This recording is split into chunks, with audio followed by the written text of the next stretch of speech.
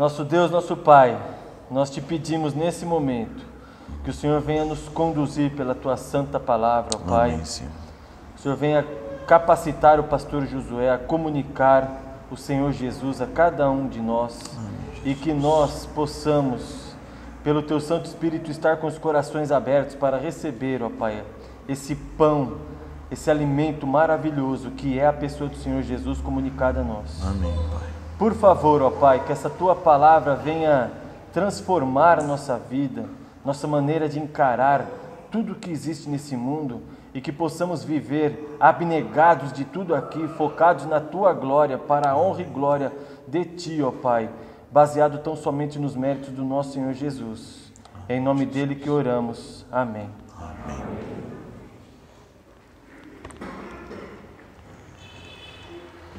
Graça e paz, irmãos.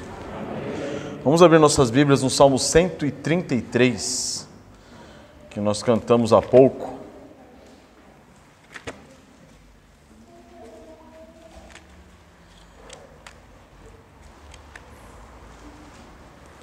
Salmo 133 é um salmo pequeno, mas é bastante rico.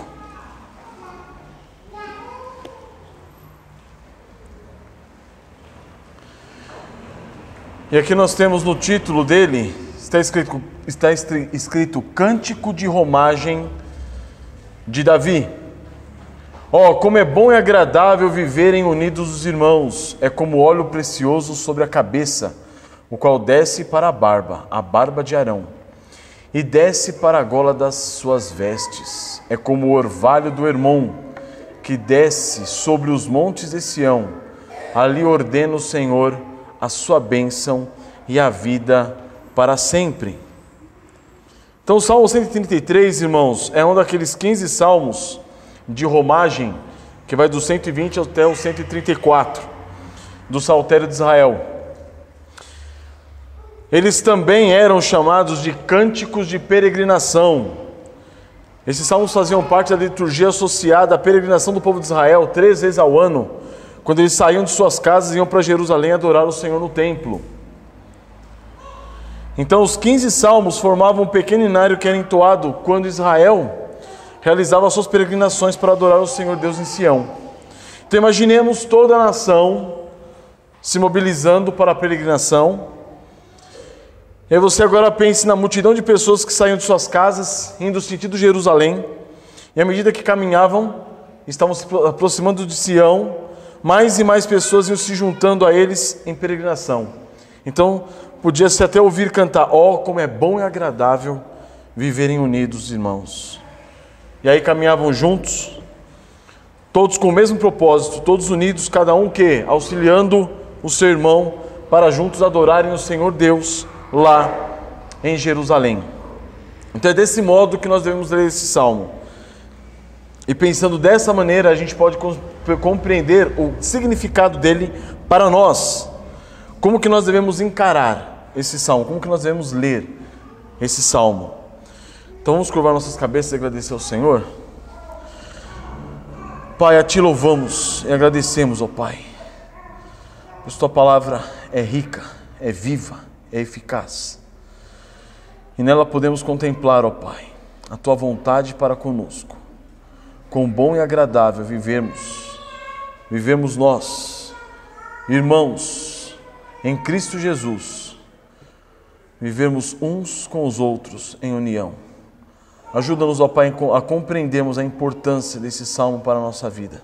Ajuda-nos, Pai, a compreendermos e entendermos quão pecadores nós somos. Quão miseravelmente pecadores nós somos, meu Deus. Quanto dependemos de Ti, da Tua graça. Porque por nós mesmos, Pai, somos facciosos. Somos terrivelmente amantes da divisão, da facção, da solidão. Ajuda-nos a entender, Pai, que o Teu Santo Evangelho nos chama a uma vida de comunhão. Comunhão contigo em primeiro lugar e comunhão com os irmãos. De modo que o Teu nome seja glorificado em nossas vidas, por sermos conhecidos, Pai, por amarmos uns aos outros. Em Cristo Jesus, nosso Senhor, nós pedimos, Pai. Amém. Então, irmãos, o tema da mensagem de hoje é os benefícios da comunhão dos santos. Então, olha só, vamos parar para analisar. Como que tem sido a sua peregrinação rumo a Jerusalém Celestial? Ela tem sido uma peregrinação solitária ou tem sido uma peregrinação na companhia dos santos? Tem sido uma peregrinação solitária ou tem sido uma peregrinação em comunhão com aqueles que foram resgatados pelo sangue do Cordeiro? Então nós devemos perceber, irmãos, você tem conseguido exclamar: como é bom e agradável viverem unidos os irmãos? Então eu queria começar pegando o primeiro versículo, onde aqui o salmista, no caso Davi, ele com grande admiração e alegria inicia o salmo com uma interjeição, dizendo ó, demonstrando que intensa surpresa e maravilha com respeito a que? A vida de união entre irmãos. Ele começa ó, e dá sequência dizendo como é bom e agradável.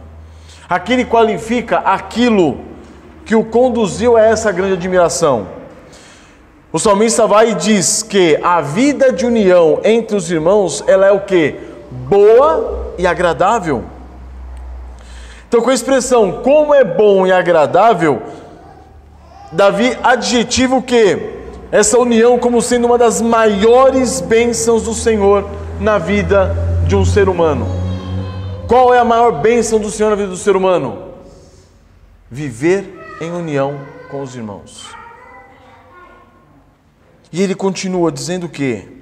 Mostrando que esses adjetivos, ele utiliza os mesmos adjetivos que Deus usa em Gênesis, no primeiro capítulo e no segundo capítulo, para qualificar as obras de criação dele e as delícias do jardim do Éden. Lembra que ele diz? E viu Deus que tudo era bom e agradável. Então, com esses adjetivos, o salmista está dizendo o quê? Que a comunhão entre os irmãos é algo característico do quê? Do céu. Desfrutar dessa união é como experimentar um pouquinho do céu aqui na terra. Tal tipo de união, irmãos, ela é impossível no meio dos incrédulos. Ela é impossível de ser experimentada por pessoas que não creem no Evangelho da graça e da misericórdia do nosso Senhor Jesus Cristo. Naturalmente, nós somos pecadores. E como pecadores, nós somos o quê? Sectários, facciosos. Nós promovemos segregação, divisão, separação, distanciamento. É só analisar os casamentos de hoje. Como que eles subsistem? Eles não subsistem.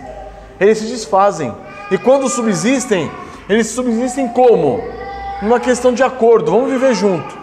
Cada um na sua, para a gente não se dar mal. Essa é a característica nossa como pecadores. Nós somos o quê? Segregados, facciosos. A gente não consegue viver com ninguém. Na realidade, a gente não consegue, não suporta nem mesmo viver conosco mesmo. A gente não suporta viver conosco mesmo. É por isso que hoje a grande corrida do ser humano atrás do quê? De entretenimento, atrás de jogos, atrás de bebida, atrás de droga, atrás de tudo. Porque ele não consegue viver consigo mesmo. Ele não se suporta. E como que ele vai suportar o outro? Não dá. Ele não pode conviver com ninguém. Ele não suporta ele mesmo. Ele não suporta ninguém. Consequentemente, ninguém consegue suportar uma pessoa numa condição dessa. Esse é o pecador. E Davi sabia exatamente disso. Por quê? Porque a sua família foi acometida por um sentimento totalmente semelhante, totalmente diferente do que a gente vê nesse salmo, certo? Se a gente parar para analisar, o Salmo 133, ele ilustra de maneira negativa a vida de Davi, a vida dos filhos de Davi. Por quê? Porque eles viveram em completa desunião. Se nós pegarmos a história de Absalão com Aminon, se nós pegarmos a história de Adonias com Salomão. Então, irmãos, por outro lado, Davi experimentou o que é essa real união, o que é essa real comunhão. Ele experimentou, ele soube o que é isso, ele sabia que isso só podia ser promovido de uma maneira sobrenatural, da parte de Deus, porque ele havia experimentado tal união com Jonatas, filho de Saul. E a gente vai ver isso no 1 Samuel, no capítulo 18, 19 e 20. Então, irmãos, uma união promovida pela misericórdia do Senhor Deus entre pessoas que possuem o quê? Todas as características necessárias para serem grandes inimigos um do outro. Quem? Jonatas e Davi. Para Jonatas, que era o herdeiro do trono de Israel, Davi era um grande rival. Por quê? Porque ele colocava em risco a sua sucessão ao trono de Israel. E para Davi, que era ungido do Senhor por mãos de Samuel, ao trono de Israel, Jonatas seria o quê? O grande empecilho para a realização da promessa divina. Contudo, o que Deus faz? Deus une tais homens, de modo a provar o quê? Que a união só pode ser sobrenatural. A união não tem como, essa união não pode ser natural, essa união não pode ser humana, essa união só pode ser o quê? Sobrenatural. Então a união não pode ser experimentada por aqueles que não creem, não estão em Cristo Jesus. Não pode, não dá, é impossível. Então em João 17, 22, abram comigo, João capítulo 17, verso 22.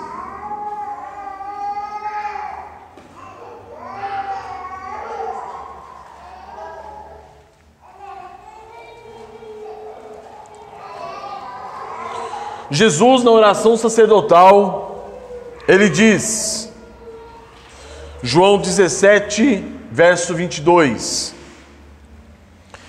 eu lhes tenho transmitido a glória que me tens dado, para que sejam um, como nós o somos, eu neles e tu em mim, a fim de que sejam aperfeiçoados na unidade, para que o mundo conheça que tu me enviaste e os amaste, como também amaste a mim. Então nós percebemos o quê? Que o aperfeiçoamento na unidade só pode vir da nossa relação com Cristo Jesus, nosso Senhor. Então é por isso que o termo irmãos se refere aqui, no Salmo 133, ó como é bom e agradável viverem unidos os irmãos. Ele se refere a quem? Aos que foram feitos filhos de Deus, povo de Deus, como no caso dos israelitas, que se uniam no caminho para Jerusalém para adorar o Deus de Israel. Então, irmãos, essa palavra irmãos se refere a todos aqueles que estão unidos em Cristo Jesus, e nele podem clamar o quê? Abba, Pai, porque eles têm um Pai em comum, por isso que eles são irmãos. Eles têm um irmão mais velho em comum, Cristo Jesus, que morreu e ressuscitou por eles. Por isso que eles podem se chamar o quê? Irmãos. Em João 15, voltem um pouquinho. João 15, nós estávamos no 17. Em João 15, versículo 12, está escrito: o meu mandamento é este, que vos ameis uns aos outros, assim como eu vos amei. Ninguém tem maior amor do que este, de dar alguém a própria vida em favor de seus amigos. Então nós percebemos aqui, primeira coisa, irmãos, o Senhor Jesus morreu e ressuscitou por nós, filhos de Deus. Ele fez de nós filhos de Deus. E essa união foi realizada única e exclusivamente por quê? Porque Ele se dispôs a dar a sua própria vida em favor de seus amigos. Quando Davi está falando aqui, irmãos, quando Davi comenta como é bom e agradável viverem unidos os irmãos, ele está falando de uma vida de união. Ele não está se referindo a uma associação momentânea, a uma união temporária, tendo em vista um determinado objetivo. Não. Porque desse modo, até mesmo criminosos se unem para fazer um determinado serviço, um determinado crime. Então ele está falando aqui, não está falando de momentos de comunhão, momentos de união. Ele está falando assim, como bom e agradável viverem unidos os irmãos. Está se tratando aqui de uma vivência, uma convivência. E todos nós sabemos quão difícil é você conviver com outra pessoa. Por que é difícil? Porque a outra pessoa é difícil? Na nossa cabeça sempre é assim. O outro é sempre difícil.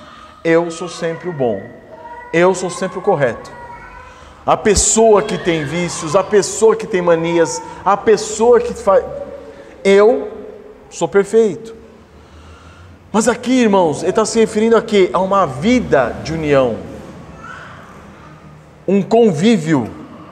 Uma vida de entrega, de sacrifício, de serviço que redunda o quê? Em verdadeira união. Em 1 João 3,16 diz: nisso conhecemos o amor. Como?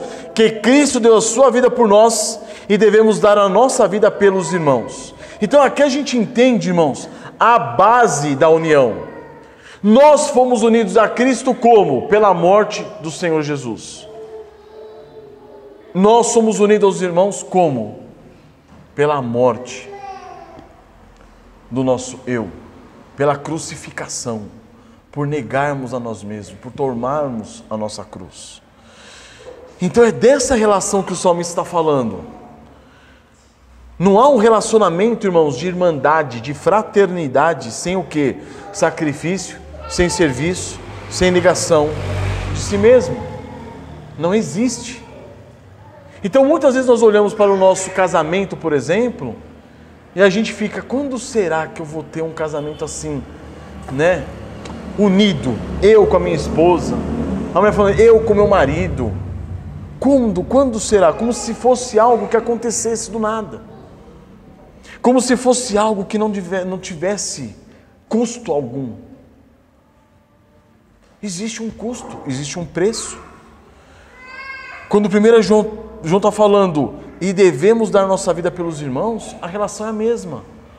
Quando fala-se do marido, o que o marido deve fazer em Efésios 5? Dar a sua vida pela esposa, como Cristo deu a sua vida pela igreja. E nós, dar a nossa vida pelos irmãos. Por quê? É esse o único meio de vínculo relacional em Cristo Jesus. Não tem outro. A gente acha que o amor acontece, a gente acha que a união acontece. Essas coisas, irmãos, não acontecem. Elas são o quê? Sobrenaturais. Por que elas são sobrenaturais?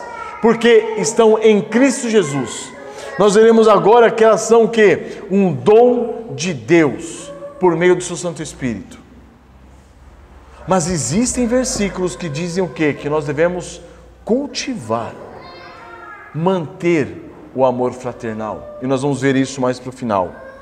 Por enquanto, eu queria tomar agora, partir para os dois versículos seguintes, que é o 2 e o 3, para mostrar aqui quão grandiosa é a visão do salmista com respeito ao quê? A união dos irmãos. Os irmãos viverem em união.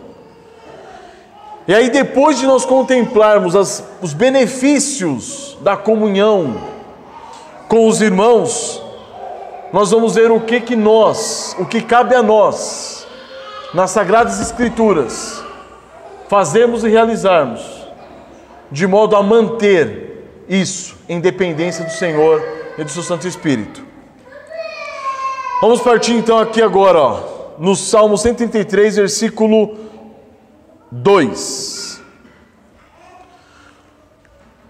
Primeiro, irmãos, nós vamos ver que o salmista está salientando os benefícios de uma vida cristã, de uma vida em união entre os irmãos. Ele mostra que é algo maravilhoso, é algo grandioso, é algo incomparável.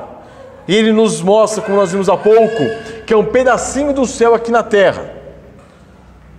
Então, para que isso seja melhor compreendido, ele vai comparar a vida de união entre os irmãos a duas situações. Versículo 2, ele vai dizer que a vida de união entre os irmãos é como o óleo precioso.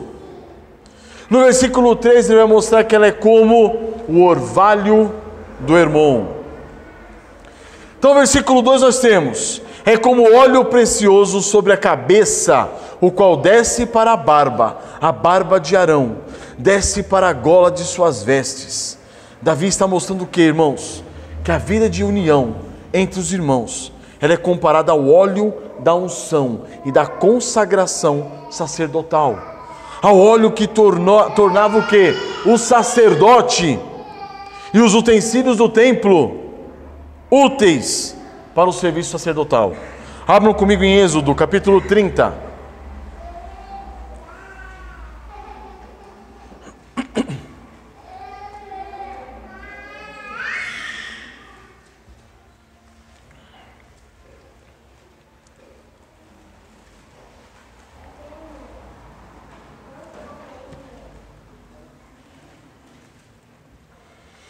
Êxodo capítulo 30, verso 25. Está escrito: disto farás o óleo sagrado para a unção. Os ingredientes, ele fala nos versículos anteriores. O perfume composto segundo a arte do perfumista. Esse será o óleo sagrado da unção. Com ele ungirás a tenda da congregação, a arca do testemunho e a mesa com todos os seus utensílios. E o candelabro com os seus utensílios, e o altar do incenso, e o altar do holocausto com todos os seus utensílios, e a bacia com o seu suporte. Assim consagrarás estas coisas, para que sejam santíssimas. Tudo o que tocar nelas será santo. Também ungirás Arão e seus filhos, e os consagrarás para que oficiem como sacerdotes. Então está aqui, irmãos, o óleo como símbolo do que? Da unção, da consagração sacerdotal. Aqui também nós podemos ver em Atos capítulo 10, abram comigo também. Nós podemos ver em Atos capítulo 10, versículo 38.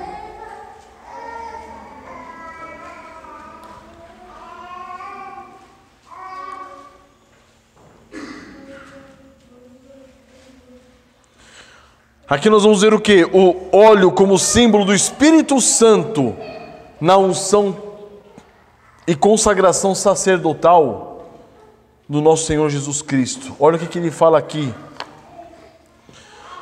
Atos 10, 38. Como Deus ungiu a Jesus de Nazaré com o Espírito Santo e com poder, o qual andou por toda parte fazendo bem e curando a todos os oprimidos do diabo, porque Deus era com ele. E nós somos testemunhas de tudo que ele fez na terra dos judeus e em Jerusalém, ao qual também tiraram a vida pendurando-o no madeiro. Então essa é a realidade do óleo. O óleo que está mostrando aqui, que Davi está mostrando, ele é o óleo, era usado para quê? Para unção, para consagração sacerdotal. Aqui nós vemos o quê? Esse mesmo óleo, que agora não é mais o óleo, é o próprio Espírito Santo, ungindo Jesus de Nazaré. E nós também podemos ver, irmãos, no Salmo 141, 5, a relação do óleo com o quê? Com a repreensão, a exortação, a admoestação e o conselho do amigo, do justo e do irmão. No Salmo 141, 5 diz: fira-me o justo, será isso mercê. Repreenda-me, será como óleo sobre a minha cabeça, a qual não há de rejeitá-lo. Então olha só, irmãos, a ligação aqui da amizade, do amigo, do relacionamento com o amigo e o óleo. Ele diz o quê? Fira-me o justo. O que é isso? Exorte-me o justo, admoeste-me o justo, aconselha-me o justo. Isso será o quê? Mercê. Repreenda-me. A repreensão do justo, o salmista está dizendo no Salmo 141. A repreensão do justo será como óleo sobre a minha cabeça. Então isso mostra-nos o que, irmãos? A consagração, a unção sacerdotal, a bênção de Deus e a capacitação do Senhor para o exercício que? Sacerdotal. Em Provérbios 27:9 também diz: como o óleo e o perfume alegram o coração, assim o amigo encontra doçura no conselho franco, no conselho sincero. Olha que interessante. Então, na relação entre irmãos, uma relação de união, uma relação fraternal, como o salmista diz, como é bom e agradável viverem unidos os irmãos.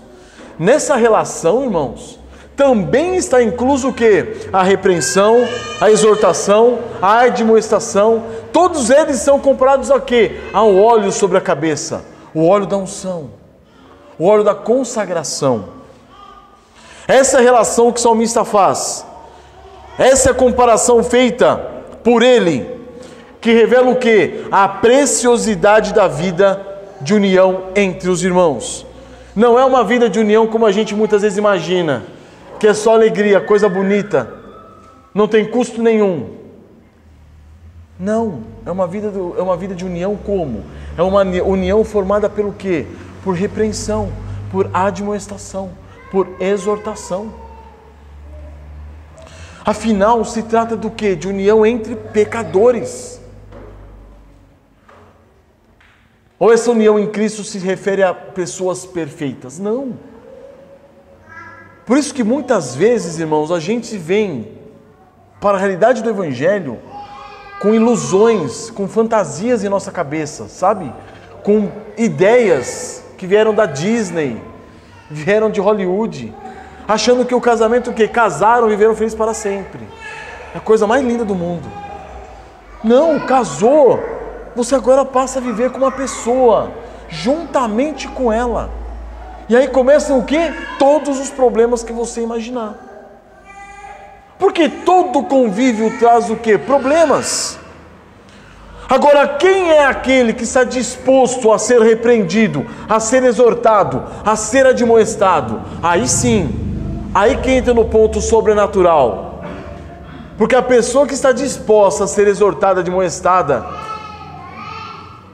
é aquela pessoa que é o quê? Que foi alcançada pela graça e pela misericórdia do nosso Senhor Jesus Cristo. Esse suporta a admoestação, esse sabe que ele precisa de admoestação, que ele precisa de exortação, que ele precisa de repreensão, que ele precisa de conselhos. Essa é a relação, irmãos. Então, quando nós chegamos aqui, a gente compreende o quê? Que a vida de união, o que é uma vida de união entre irmãos? Aqui que está o ponto. Por que Davi fala que ela é boa e agradável? Por um lado, ela é boa e agradável. Por quê? Porque ela dá para nós uma amostra do que será no céu. Nós viveremos todos juntos nas regiões celestiais, na glória. Todos juntos diante de Cristo, diante de Deus. Então nós já experimentamos aqui um pouquinho do que é o quê? A eternidade. Mas hoje nós somos o quê? Pecadores. E isso tem um preço. Existe um custo. E não há preço, não há custo que não seja o quê? A morte de nós mesmos. Jesus diz: aquele que quer ser meu discípulo, negue-se a si mesmo cada dia, tome a sua cruz e me siga. Esse é o custo, esse é o preço, do qual muitas vezes nós queremos fugir.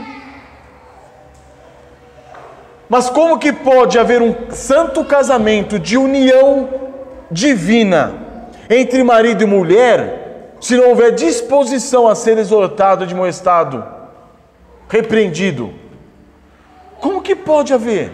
Se não houver disposição para tomar cada dia a sua cruz, negar a si mesmo e seguir a Cristo. Não há.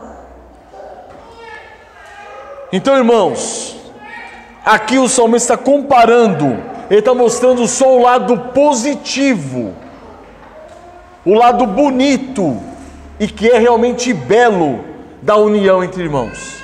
É extremamente belo, é muito bonito. Como disse e repito, é um pedacinho do céu na terra, mas nós já tivemos aqui nessa igreja contato com pessoas que falam assim: eu queria tanto fazer parte da igreja, porque eu vejo que os irmãos são tão unidos. eu viria para a pessoa e falar assim, mas existe preço para isso. Quem vem de fora olha aquela beleza da unidade, a beleza da união, e fala assim, nossa, eu queria fazer parte disso. Mas com uma cabeça totalmente contaminada pela visão do mundo. Porque é na visão do mundo que a gente vê pessoas se dando bem, muito bem, felizes e contentes. Onde? Nas redes sociais, Facebook, Instagram, YouTube. Mas ninguém está vendo ambos em quatro paredes. Ninguém está vendo. Ninguém está vendo. Então existe uma ilusão, irmãos, de que as pessoas conseguem viver em união sem Cristo. Isso é mentira. Não dá. É impossível. Porque trata-se de dois pecadores que não foram regenerados. Dois pecadores que não se arrependeram dos seus pecados. Dois pecadores que não querem reconhecer quem eles são. É aí que está o ponto. Então aqui no Salmo 133 nós estamos vendo o quê? A comparação da vida de união dos irmãos com algo belo, e é belo. É realmente belo. É muito belo. Não há nada melhor do que haver união e comunhão entre um casal de cristãos. É algo que traz alegria, traz satisfação. Mas vocês sabem, não é algo barato. Existe um preço. Existe um preço. Mas aqui o salmista não está mostrando o preço. Ele está mostrando o quê? Que a união entre irmãos é comparado com o ponto mais alto, máximo da consagração ao Senhor.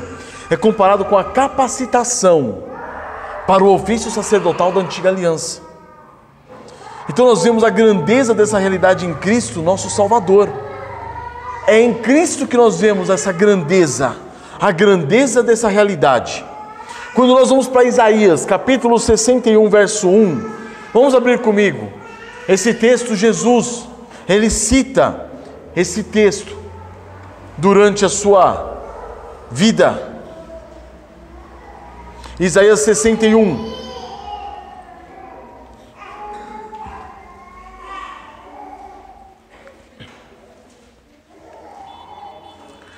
Isaías 61, verso 1. O Espírito do Senhor Deus está sobre mim. Essa é uma profecia de Isaías referente a Jesus Cristo, ao Senhor. Porque o Senhor me ungiu para pregar boas novas aos quebrantados. Enviou-me a curar os quebrantados de coração, a proclamar libertação aos cativos e a pôr em liberdade aos algemados e a apregoar o ano aceitável do Senhor. Vamos parar aqui, onde Jesus parou. A gente vê, irmãos, que Jesus, o nosso Senhor, foi ungido pelo Espírito Santo para quê? Para reconciliar o pecador a Deus. Então a nossa união, quando o salmista diz como é bom e agradável ver os irmãos unidos, isso daí é a visão externa de uma união mais real, mais vívida, que é a união nossa com Deus, realizada através de Cristo Jesus. Havia uma inimizade entre nós e Deus. Nós, como pecadores, rebeldes, nós estávamos o quê? Distantes de Deus. Agora nós somos aproximados pelo sangue de Cristo Jesus, nosso Senhor. E agora nós estamos o quê? Unidos com Deus. Unidos com Ele. Então, como é bom e agradável o quê? Vivermos em união entre os irmãos. É por isso, então, irmãos, que isso se torna o quê? A evidência de que nós fomos realmente unidos ao nosso Deus e Pai por intermédio de Jesus nosso Senhor. Se um crente for realmente unido a Deus por meio de Jesus Cristo, ele foi salvo das garras do pecado. Essa pessoa está o quê? Preparada a viver em união com os irmãos. É como óleo precioso qual desce pela cabeça, escorre pela barba de Arão. O que é isso? Essa pessoa recebeu a unção do Senhor Jesus Cristo. Essa pessoa foi capacitada a viver em união por meio do Senhor Jesus Cristo. Em 2 Coríntios 5, 18 e 19 nós vemos: ora, tudo provém de Deus, que nos reconciliou consigo mesmo, por meio de quem? De Cristo, e nos deu o ministério da reconciliação. A saber, que Deus estava em Cristo reconciliando consigo o mundo, não imputando aos homens as suas transgressões, e nos confiou a palavra da reconciliação. Nós não fomos só reconciliados com Deus, nós também recebemos o quê? Um ministério. Nós não fomos só unidos com Deus, nós fomos também o quê? Capacitados. A quê? A pegar as pessoas que estão nesse mundo e apontar para Cristo. E falar, é Ele que pode te unir a Deus, é Ele que pode nos unir. Esse é o ministério que está em nossas mãos. Nós somos reconciliados com Deus por meio de Cristo Jesus nosso Senhor. E estando já reconciliados, nós fomos ungidos e consagrados para exercer o quê? O ministério da reconciliação. Deus nos confiou a palavra da reconciliação. Essa é a admiração do salmista, irmãos. A vida de união entre irmãos, ela é por demais boa e agradável.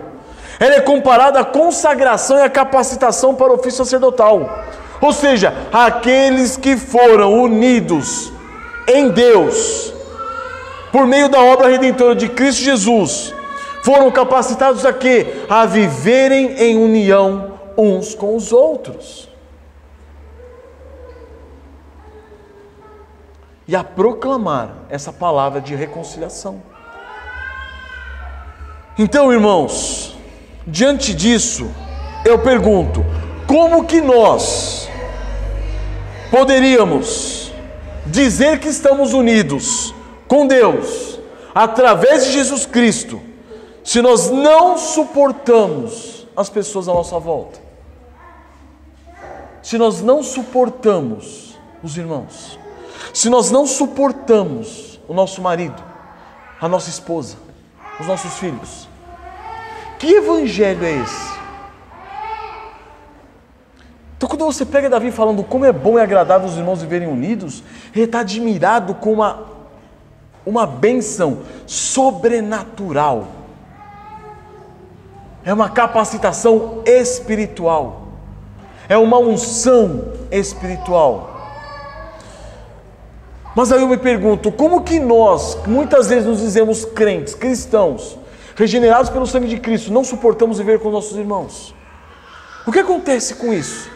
Como que muitos de nós, homens da igreja, não conseguem conviver com suas esposas? Como que acontece isso? Como que muitas de vocês mulheres não conseguem conviver com seus maridos? Isso não condiz com a realidade do cristianismo. Entendem o que eu quero dizer? Agora, se você não creu ainda no Senhor Jesus Cristo, se você ainda não foi alcançado pela graça e misericórdia do Senhor Jesus Cristo, como que você acha que você pode ter uma vida de paz, de união, de tranquilidade com alguém, se você ainda não se rendeu aos pés de Cristo? Como? Tanto uma coisa quanto a outra é incabível. Tanto uma coisa quanto a outra não casa. As informações não casam. Entendam.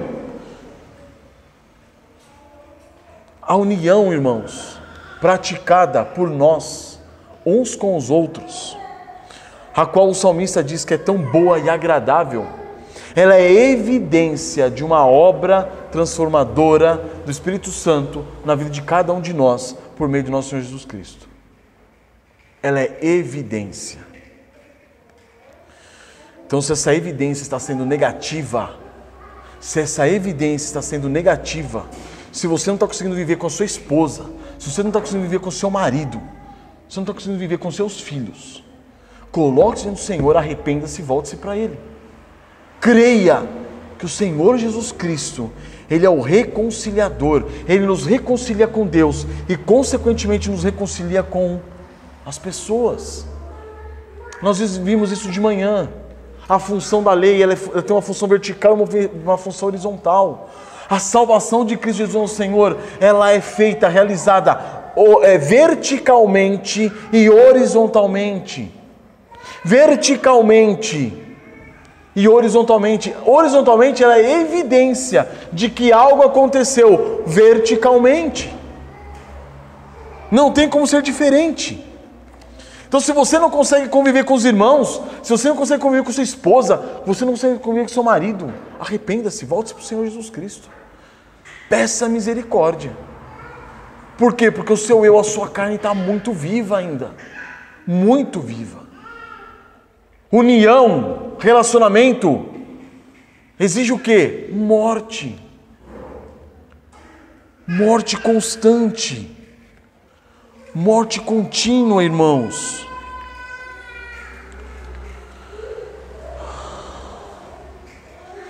Quando nós vamos para Levítico, capítulo 8, versículo 21, nós vamos ver o seguinte.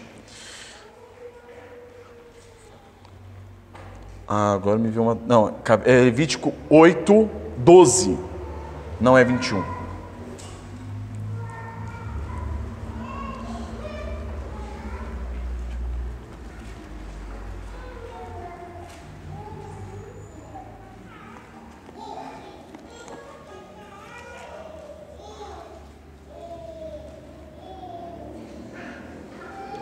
Levítico 8,12 diz: depois derramou o óleo da unção sobre a cabeça de Arão e ungiu-o para consagrá-lo.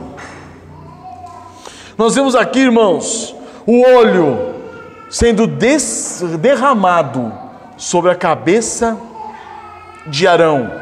Esse óleo desce para a barba de Arão e escorre até as orlas de suas vestes. Amados, assim como nós vemos o salmista comparando a unidade do povo de Israel ao óleo da unção e consagração que escorria pela barba de Arão até o fim de suas vestes, assim nós também vemos a unidade espiritual da igreja. Ela consiste do quê? Do Espírito Santo que ungiu a Jesus Cristo, nosso Senhor. E esse óleo da unção escorre pelo seu corpo, atingindo a cada um de nós, membros do seu corpo. Essa é a realidade do Evangelho, irmãos. Como que você pode dizer que você está em Cristo, se você não suporta conviver com alguém que é tão pecador quanto você? E o Senhor Jesus Cristo, sendo perfeito, conseguiu vir a essa terra e conviveu com 12 homens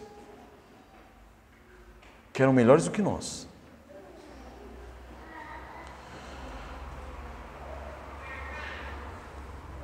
Nós somos membros do corpo de Cristo. Essa unção derramada pelo Espírito Santo sobre a cabeça de Jesus alcançou-nos. Se estamos em Cristo, fomos transformados. E se fomos transformados, nós desejamos viver em união. Nós queremos viver em união. Ansiamos por viver em união, tanto na igreja, quanto dentro de nossas casas, quanto no trabalho, onde quer que nós estejamos, nós desejamos viver em união. E quando não é possível essa vida em união, nós nos utilizamos do ministério que nos foi concedido, o ministério da reconciliação. Então, em Cristo Jesus, irmãos, nós somos consagrados e capacitados pelo Espírito Santo a viver como? Em união entre os irmãos, pertencentes todos ao mesmo corpo de Cristo.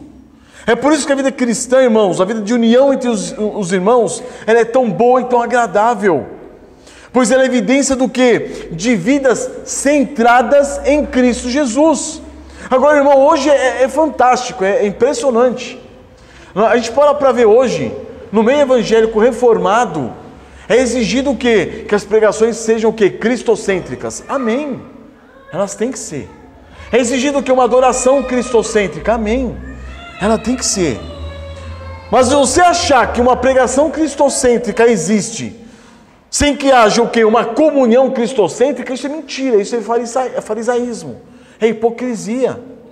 Se você busca uma adoração cristocêntrica e não tem uma comunhão cristocêntrica, é mentira, é farisaísmo. Então nós estamos falando aqui do que, irmãos? De comunhão. A comunhão é que evidencia se nós realmente estamos em Cristo ou não. Se você não suporta viver com seu marido, se você não suporta viver com sua esposa, se você não suporta viver com os irmãos, você não foi alcançado pela graça e misericórdia do nosso Senhor Jesus Cristo. Você é um baita de um fariseu. Essa é a realidade. Se você ainda quer ficar sobressaindo em cima dos seus irmãos, ficar dando uma de melhor, você é fariseu. Você não entendeu. Não entendeu. Não conheceu o Senhor Jesus Cristo. Essa é a maravilha do Evangelho, irmãos. Traduzido o quê? Em vidas de união entre irmãos. Esse é o ponto, irmãos. Com isso nós tratamos do óleo. Vamos passar para o segundo ponto. O orvalho do irmão. Então o segundo versículo do Salmo 133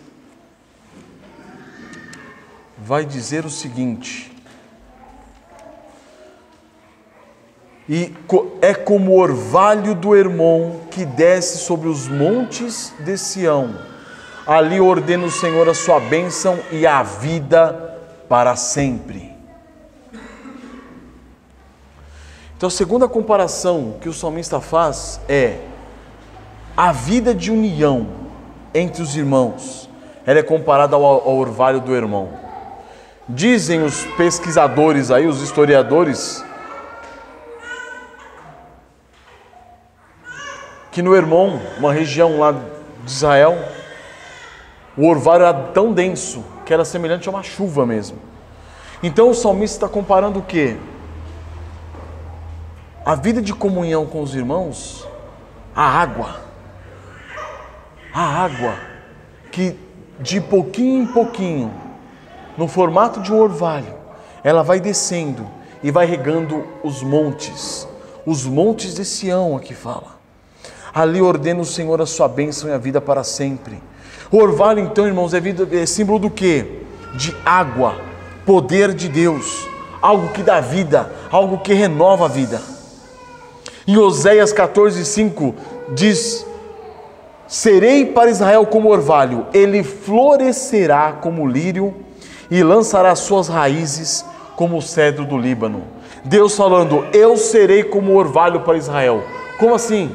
Eu regarei Israel. Ele florescerá, suas raízes se firmarão na terra. Mostrando o que, irmãos? A importância do orvalho para o crescimento da planta, para o crescimento daquilo que já tem vida.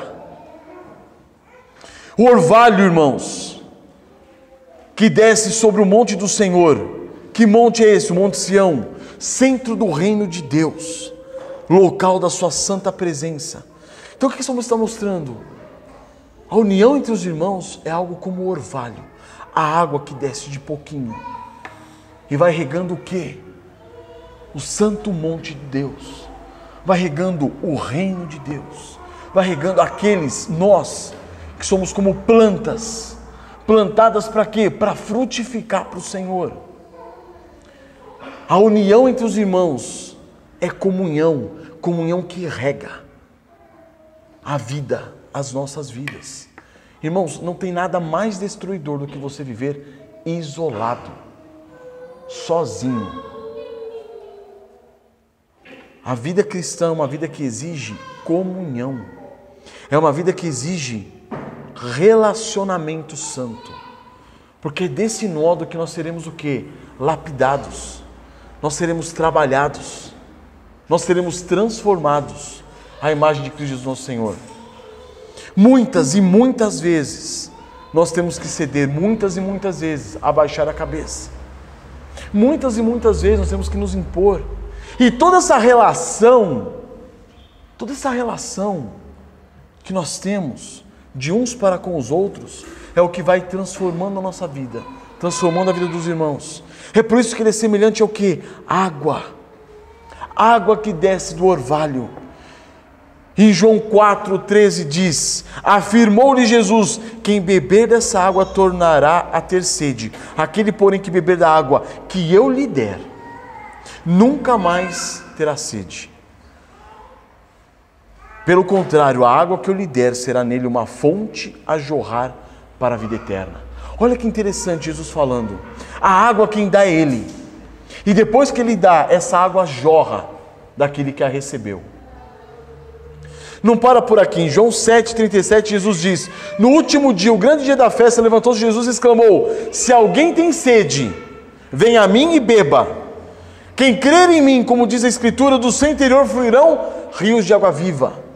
Aquele que recebe Cristo Jesus como Senhor, que recebe da água de Cristo, dele flui o quê? Flui o quê? Rio de água viva.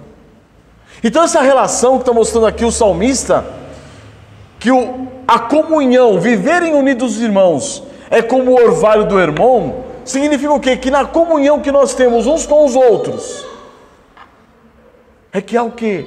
Esse regar. Comunhão de alguém que foi salvo pela graça e misericórdia de Deus em Cristo Jesus. Aquele que foi lavado pelo sangue do Cordeiro. Esse tem comunhão. E na comunhão que ele tem, ele rega e é regado. Ele rega e é regado. Por quem? Por Cristo.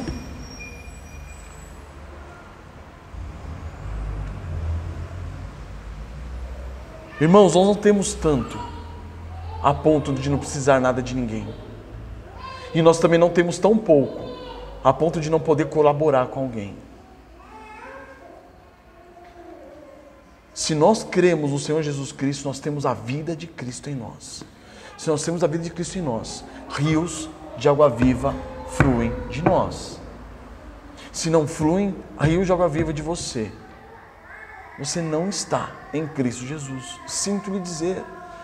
E aí eu torno a dizer, a comunhão entre os irmãos, a união entre os irmãos, é evidência de uma obra transformadora de Cristo na sua vida, de uma obra de salvação de Cristo na sua vida.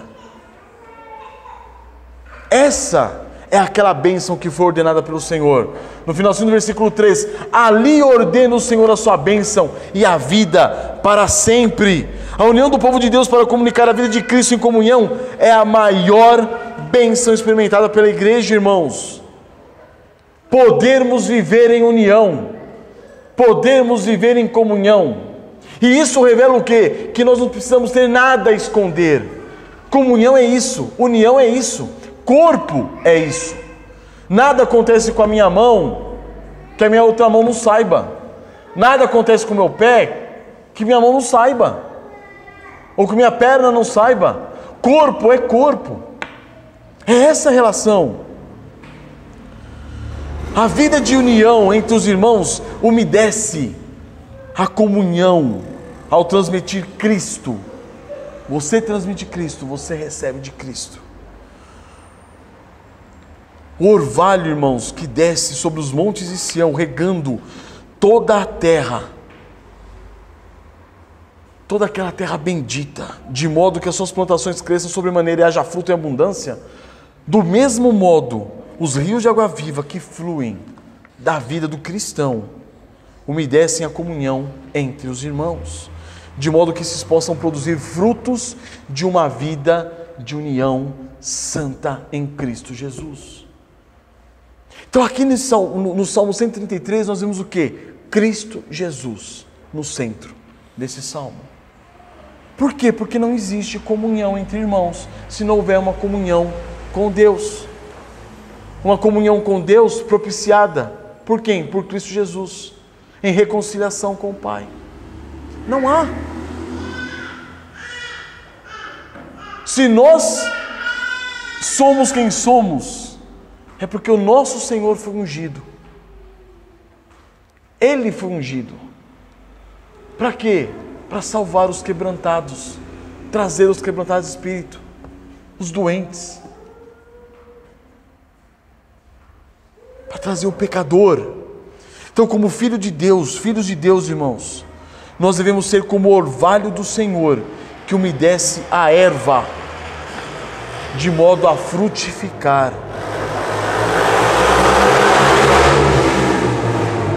E isso, amados, sem esperar nada em troca. Abram comigo Miqueias, capítulo 5, versículo 7.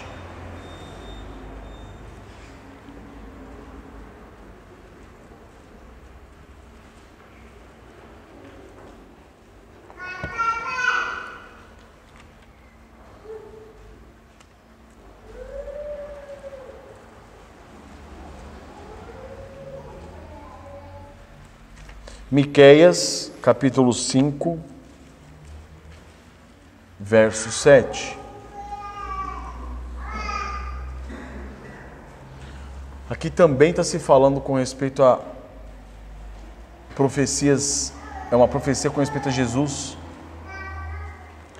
Mas aqui está falando do restante, do remanescente.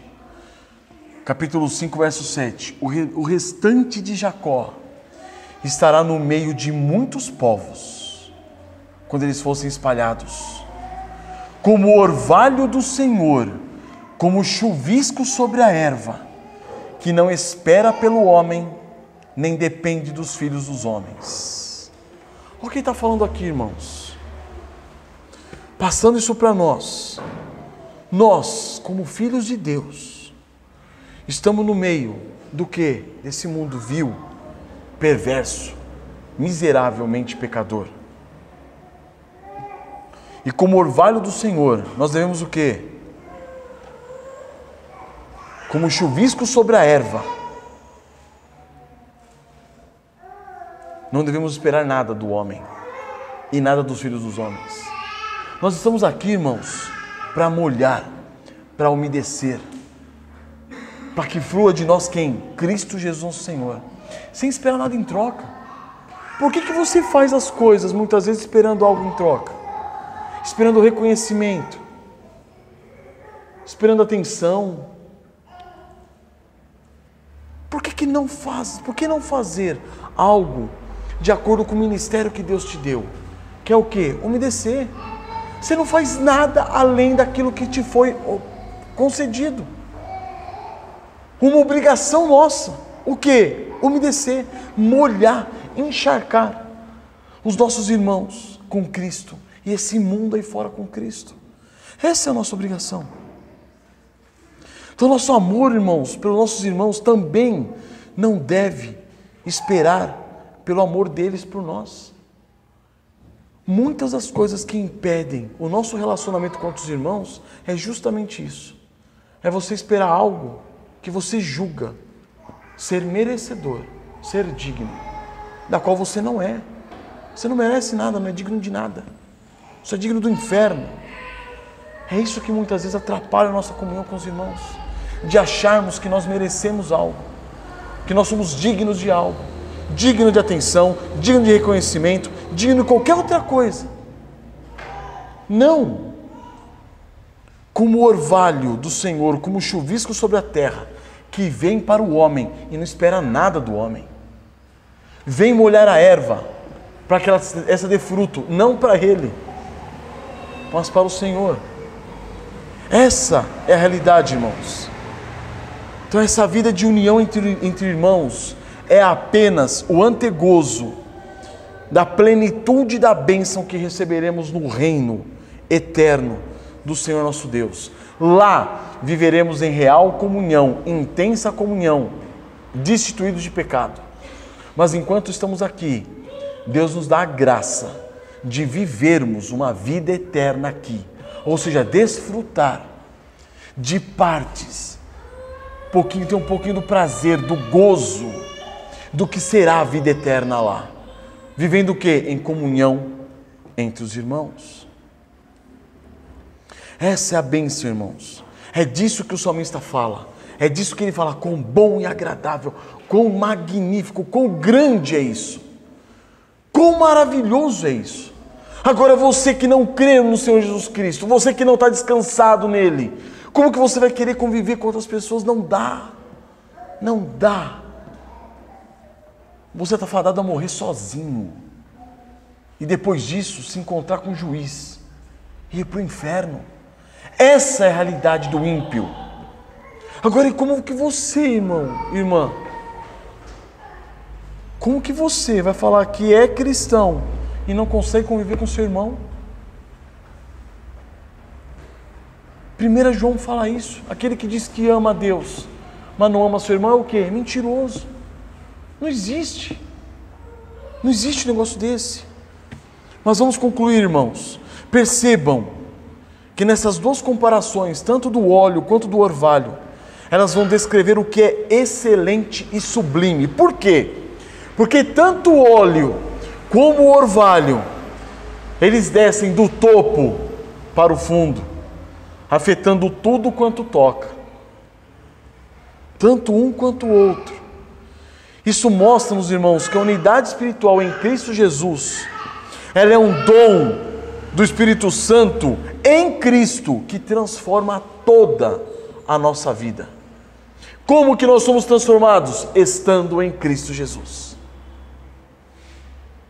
Como que você é alcançado por essa unção, por essa consagração? Estando em Cristo Jesus. Como que você é molhado, umidificado por esse orvalho? Estando em Cristo Jesus. É Ele.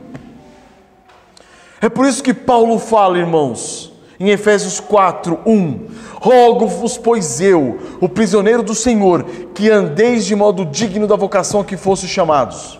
Presta atenção. Ande de modo digno da vocação que fosse chamado.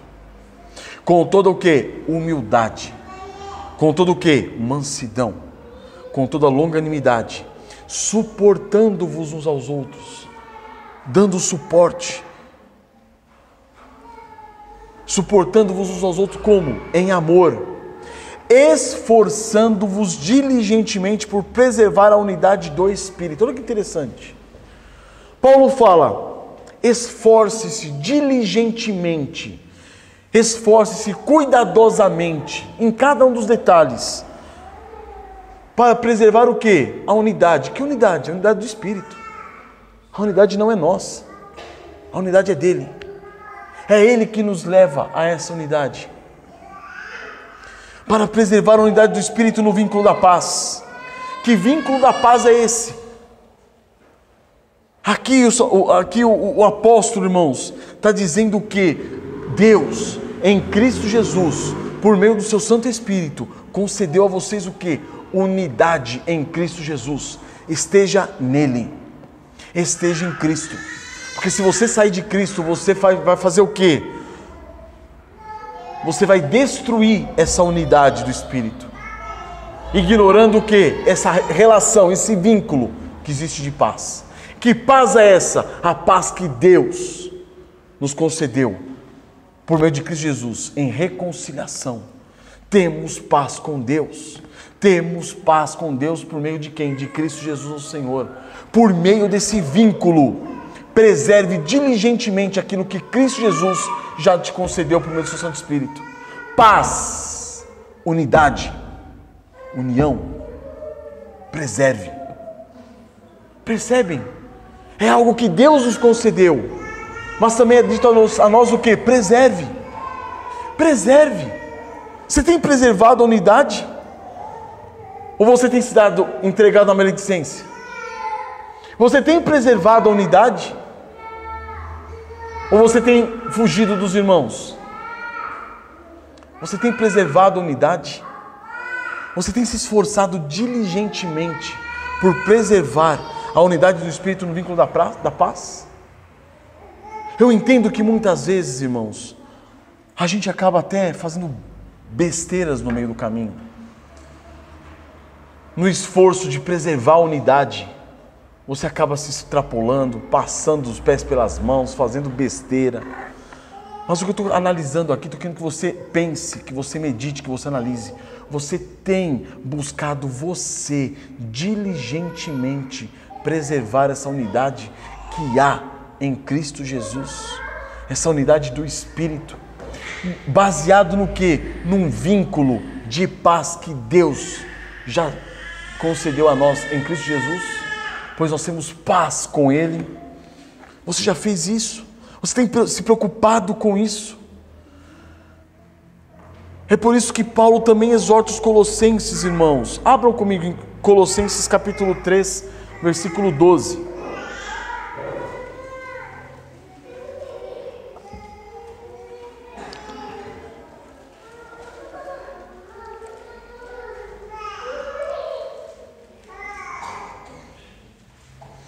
Colossenses 3,12: revesti-vos, pois, como eleitos de Deus, santos e amados, de eternos afetos de misericórdia, de bondade, de humildade, de mansidão, de longanimidade. Suportai-vos uns aos outros E aqui esse suportai-vos dá a ideia do que? Justamente de você tolere uns aos outros. Aguente. Perdoai-vos mutuamente, caso alguém tenha motivo de queixa contra outrem. Assim como o Senhor vos perdoa, assim também perdoai vós. E no 14 ele diz: acima de tudo isto, porém, esteja o amor, que é o vínculo da perfeição. Seja a paz de Cristo o árbitro em vosso coração, a qual também fosse chamados em um só corpo, e sede agradecidos. Irmãos, você tem se esforçado, meu irmão, minha irmã, diligentemente por preservar a unidade do Espírito no vínculo da paz? Ou você tem sido alguém individualista? Alguém que quer viver sozinho? Alguém que procura divisão, facção? Procura separar aquela panelinha para você? Quando se fala de unidade, unidade do corpo, da igreja. Muitos irmãos se contentam com 2, 3, aqueles a quem eles podem confiar, e o resto... Não existe panela no corpo de Cristo, existe o corpo de Cristo. Você tem se entregado à maledicência, à difamação dos irmãos. É disso que Paulo está falando. Isso cabe a quem? A nós, colocarmos-nos diante do Senhor nosso Deus, para que Ele sonde os nossos corações e nós percebamos quem nós estamos sendo. Se nós estamos ou não preservando essa unidade do Espírito diligentemente, ou se nós estamos jogando tudo a perder. É por isso que em Hebreus 13, versículo 1, o autor de Hebreus disse: seja constante o amor fraternal. É uma responsabilidade de nós. Por que eu estou trazendo essa mensagem hoje, irmãos? Porque muitas vezes, em algumas situações, eu percebo que a igreja, em alguns aspectos, ela está perdendo um pouco daquela unidade, daquela comunhão.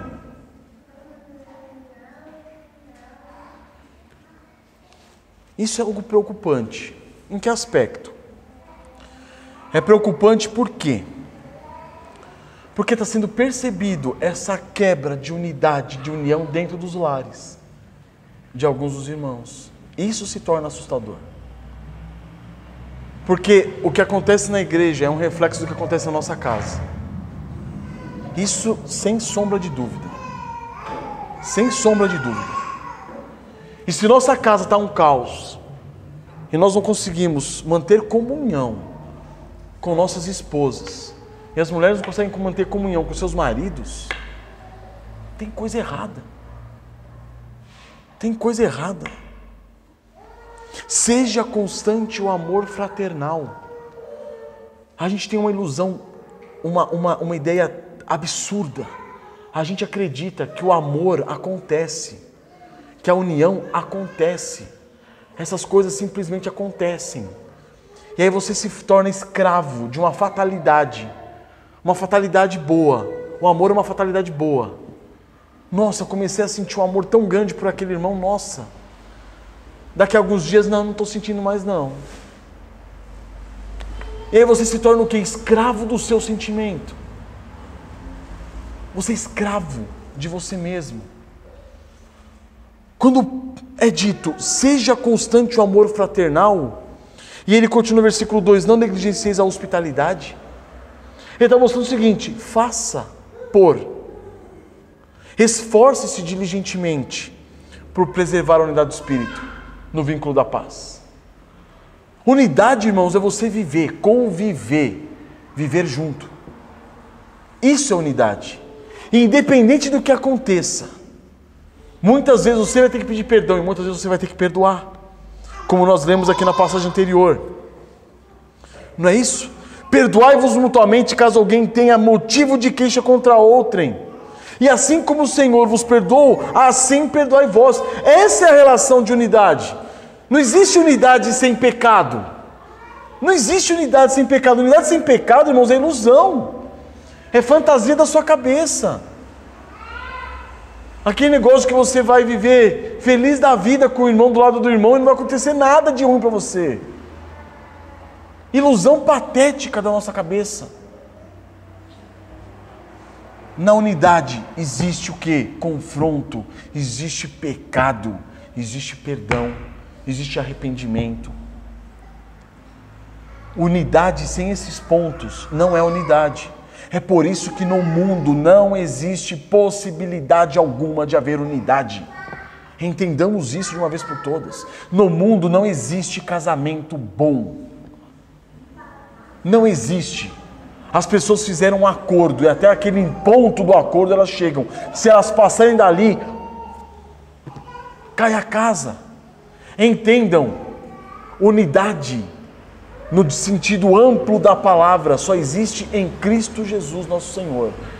Para aqueles que se arrependeram, para aqueles que foram convertidos, para aqueles que reconheceram seus pecados, confessaram seus pecados e foram perdoados. Esses sim podem, no convívio com outros irmãos, perdoarem e serem perdoados, arrependerem-se e verem o irmão arrependido. É só nessa condição que a gente pode confessar e ver o nosso irmão confessando. Fora isso, não existe união, não existe unidade. Então é por isso que o salmista diz: como é bom e agradável viverem unidos os irmãos. É um pouquinho do céu na terra. E se você quer experimentar um pouquinho desse céu na terra, reconheça que você é o pecador, que você é insuportável, que ninguém consegue viver com você, porque você está sem Cristo. Arrependa-se e volte-se para Ele. Amém? Vamos curvar nossas cabeças? Senhor, Deus Santo, ó Pai, quão grandioso Tu és, meu Deus, pois em Cristo Jesus Tu nos concedes vida eterna. Essa vida eterna, ó Pai, não é algo que teremos, é algo que experimentamos aqui, agora, já.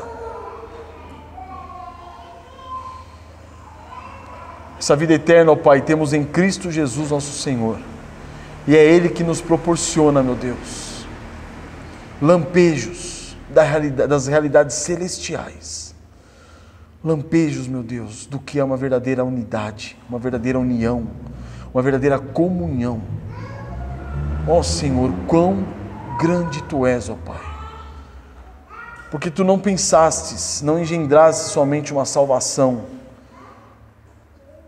mas tudo aquilo que pertence a essa salvação, meu Deus, todos os seus desdobramentos, ó Pai, Tu pensastes e nos concedeste de modo que podemos gozar dessa salvação hoje, podemos experimentar ela hoje, temos paz com Deus hoje, temos o Senhor Jesus Cristo a quem cremos hoje, podemos ter essa comunhão entre irmãos hoje e desfrutar dela, ó Pai, na sua dependência, em sujeição a Ti. Quão grandioso, meu Deus, é o Teu santo nome, quão grandioso é o Senhor Jesus, nosso Senhor Jesus Cristo, nosso Salvador. É Ele que nos salvou, foi Ele, meu Deus, que nos concedeu essa graça misericordiosa, essa grandiosíssima bênção, meu Deus, de fazer parte da Tua família.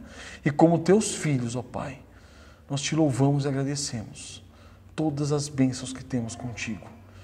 Obrigado, Pai, por nos proporcionarmos, ó Deus, a chance de estarmos unidos, a chance de experimentarmos, ó Pai, as grandezas dessa união, as grandezas dessa comunhão, as grandezas dessa unidade. Leva-nos como igreja, ó Pai, ao quebrantamento, à humilhação, ó Pai, de modo que possamos viver em comunhão uns com os outros. E que essa comunhão, Pai, se intensifique.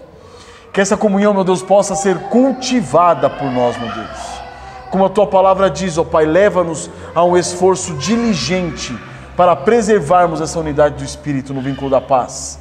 Ajuda-nos, ó Pai, a cultivarmos essa união que nós devemos ter uns para com os outros. Ajuda-nos, ó Pai, em nossas famílias, que os nossos lares sejam fortificados, sedimentados na rocha que é o nosso Senhor Jesus Cristo. Que nós possamos, meu Deus, desfrutar destas bênçãos aqui. Tem misericórdia de nós, ó Pai, porque é desse modo que o seu nome será glorificado. Não é, meu Deus, por aquilo que falamos, pelas nossas demagogias, mas é por essa vida, meu Pai. Essa vida que se torna evidência de uma vida real. Essa comunhão que é evidência, meu Deus, de uma vida real, de transformação realizada por Cristo Jesus através do seu Santo Espírito. Ajuda-nos, ó Pai, de modo que glorifiquemos o Teu nome com as nossas vidas, com o amor de uns para com os outros. Que o Seu nome seja glorificado, ó Pai, e nós sejamos conhecidos por amarmos uns aos outros. Em Cristo Jesus, nosso Senhor, eu te peço, Pai, para a honra e glória do Teu santo nome. Amém.